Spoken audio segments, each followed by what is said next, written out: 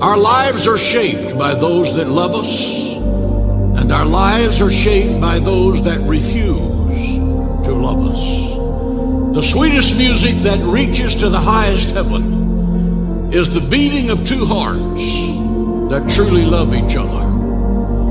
To love abundantly is to live abundantly, and to love forever is to live forever.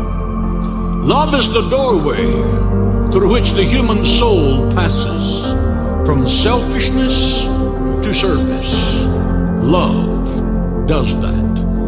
The three most profound words in human speech is God is love. The Bible says it's beyond human comprehension. Love is more than the characteristic of God. God is love.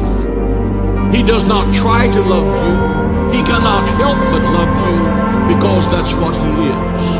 God so loved the world that he gave his only begotten Son, that whosoever believeth in him should not perish, but have everlasting life. God is love. It is a concert that surpasses the knowledge of men. No man can adequately describe it. No man can adequately understand it, because the Bible says it surpasses knowledge. There are three kinds of love.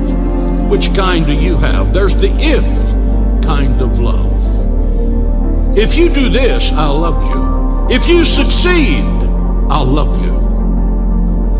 If you come up to my expectations, I'll love you.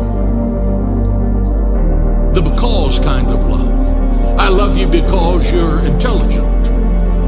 I love you because you have money.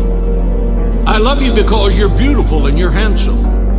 And then there's the in spite of kind of love, God's love. I love you in spite of your failures. I love you in spite of your miserable past. I love you in spite of your weaknesses and your faults. God's love, I loved you, faults, failures, and all. When God saw you through the eyes of love, he was looking at your potential. He was not looking at your past. Those of you who are going through indescribable circumstances, when you see God and God sees you, lift up your heads and rejoice. The best is yet to be.